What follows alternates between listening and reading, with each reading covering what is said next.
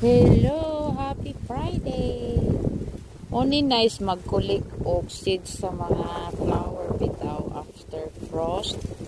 Tapos niinit karon kay wala pa snow.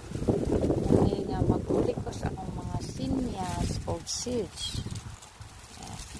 Super hangin kaayo na. Daghan kaayong seeds ni. Saka na siyang paon. Munana ra nang magkulik sa seeds sa sinyas.